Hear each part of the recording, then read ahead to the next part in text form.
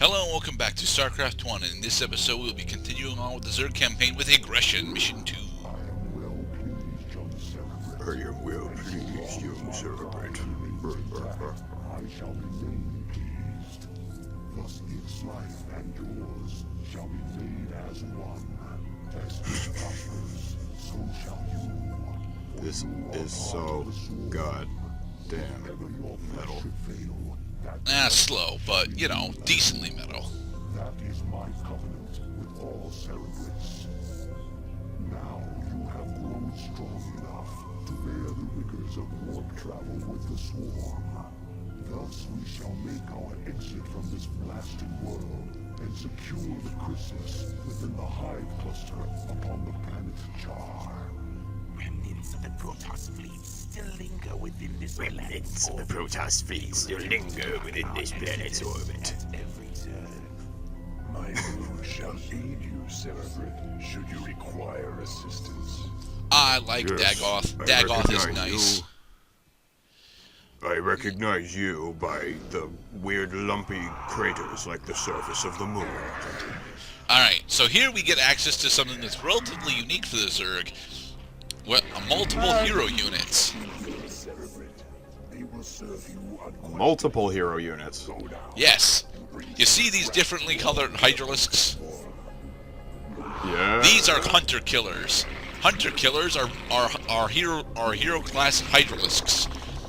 In the custom scenario editor, you can actually see that there are at least one hero variation for every unit in the game. But the Zerg are the only campaign that ever gets to use these awesomely cool units. Interesting. And this is not the only mission where we'll actually get hunter killers. We will get hunter killers in one mission later. But yeah, So in I love multiplayer hunter you can't use killers. hero units? If you build up scenarios and challenge your friends with them, sure, but usually no. Yeah, Mutalisks are great scouts, but given that they're a mid-tier unit along with Headtree, I actually really dislike Mutalisks.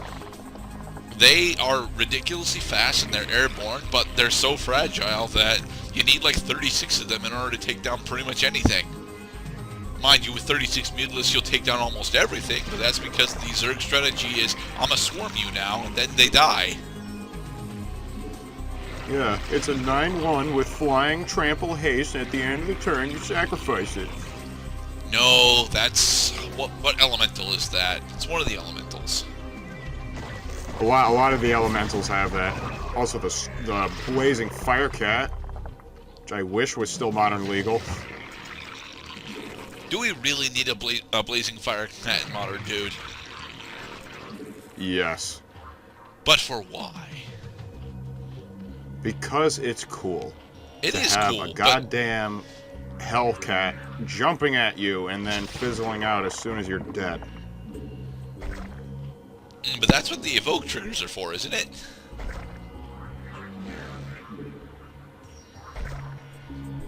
And then when it hits the graveyard, deals 6 damage to target creature.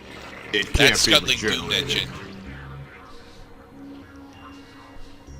Engine. Scuttling Doom Engine hits opponents directly. So we got Hydralisk rocking. We got creep colonies working.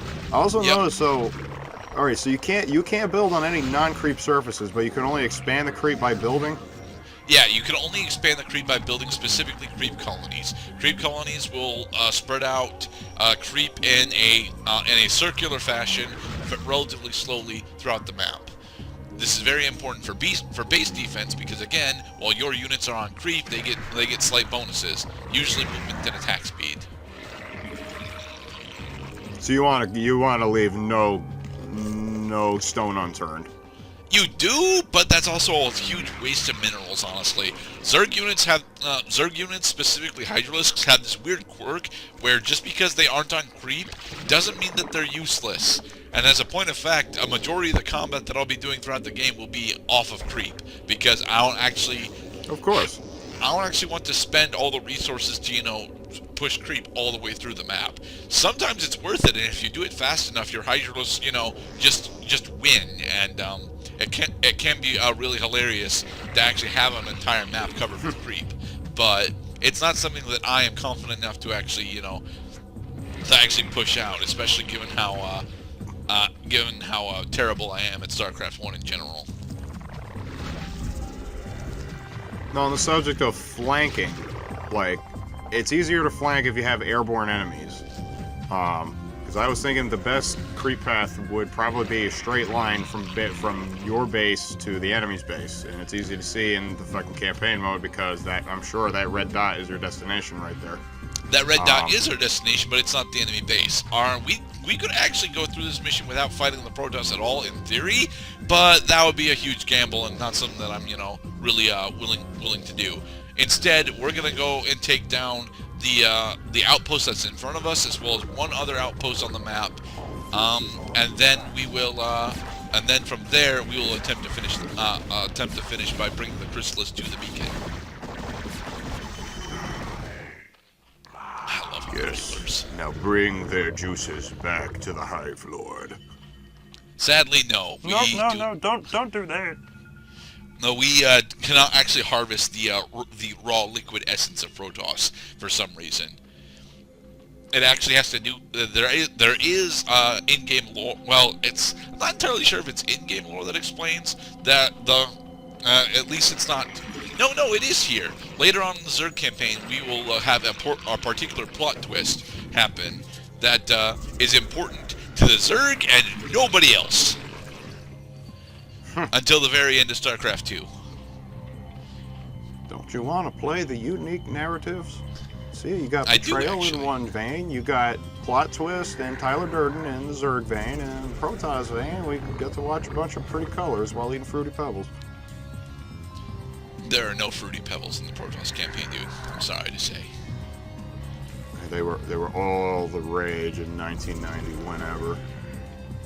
This is 99, so decently. I mean, we were kids back then. We enjoyed Fruity Pebbles. Let there be cereal.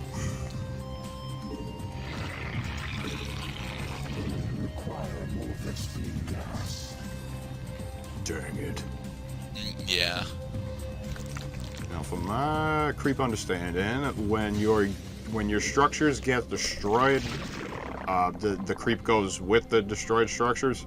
Almost. If your creep colonies get destroyed, then the creep starts to recede. If your normal structures get destroyed, then no, they leave the creep as is. Yeah, sure.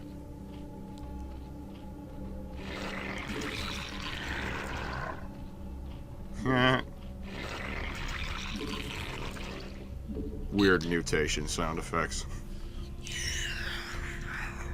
I love how the Hydralisks sound. I know that a majority of the sounds in StarCraft 1 are actually stock sound effects, but I don't care. The Hydralisks sound great. There are a lot of stock sound effects in StarCraft 1.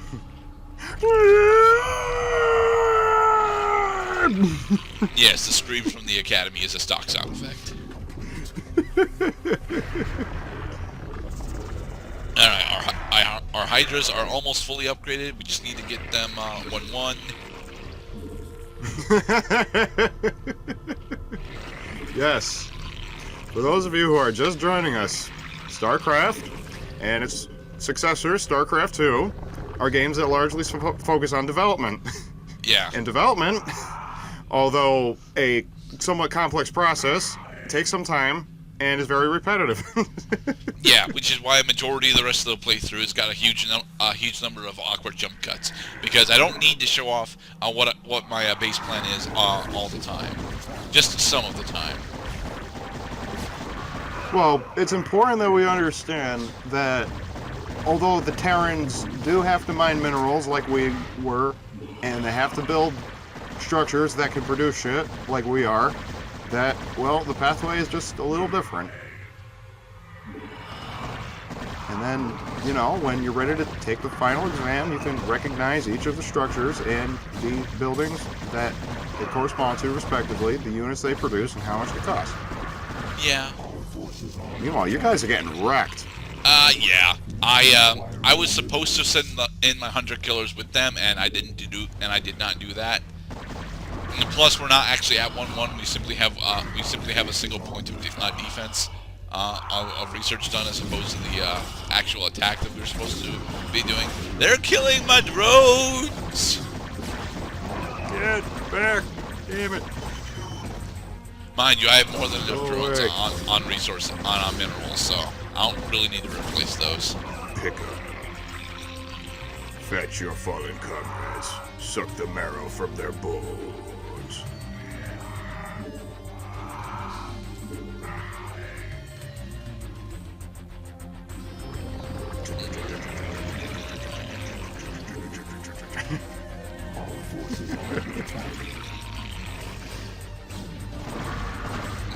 But here is the Found again, you. every time that we look at these parts, I have to question, what the fuck is pathing? Why is it so terrible? You saw here it is. well, you saw it a little bit there. Why was that Hydralisk up on top of the platform up there? And the reason why is because 4 Hydralisks managed to block the way into where the rest of the Hydralisks wanted to go, and that is why the Hydras, do not agree with where they want to go. If you are decent at micro, pathing is not that big of an issue, but I am absolutely terrible at micromanaging my units, so pathing gets to be a big issue for me. Beautiful destruction. Well, through great challenge comes great reward in Starcraft 1, where you can actually function as long as you can hack the fucking controls. You don't need to hack the controls, to be perfectly honest, but sometimes I wish I could, man. Only sometimes, though.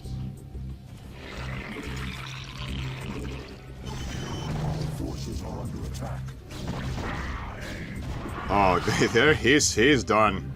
He's fucking done. Okay, gentlemen.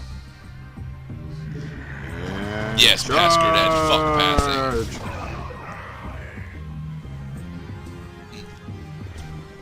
Indeed, they are No, not. no units are immune to shitty pathing, because every unit in the game needs pathing in order to figure what the fuck. Except maybe the airborne units. Airborne units. Even the airborne units can get screwed over by pathing because they'll just go in straight lines regardless of obstacles, and that can fuck you over too. No one is safe from pathing. No one. No one.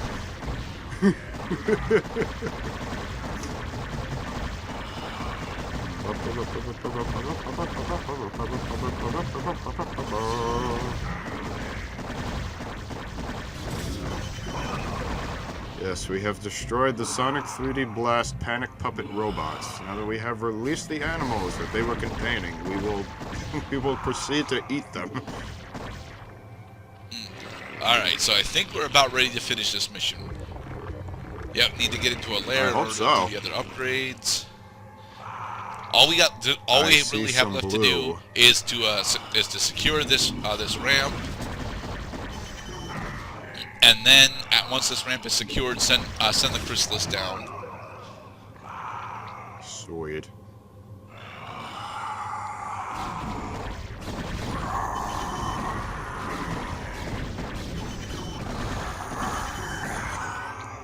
Yes, Cloud, the Hydra do still sound awesome. See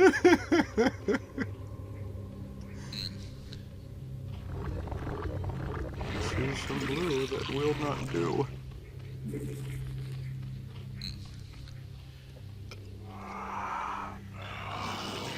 Alright, drone, let's go.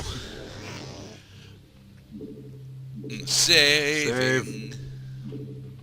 Save during a moment of peace, so that during wartime we will fall back and try again.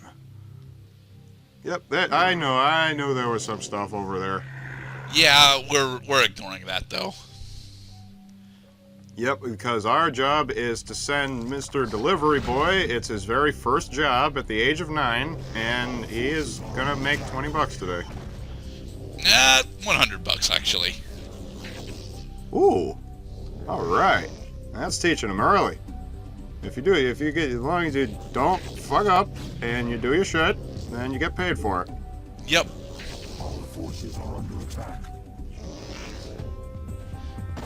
Now you can rip all the Protoss units on the map, but you really shouldn't. Your first jump through warp space could be unsafe. Oh, so that's what happened to these Cerebrates. They got fucked up by... They used to be human, but they got fucked up and turned into blobs by warp space. No, Their that is asses not got at all what pulled happened. Inside, outside their heads.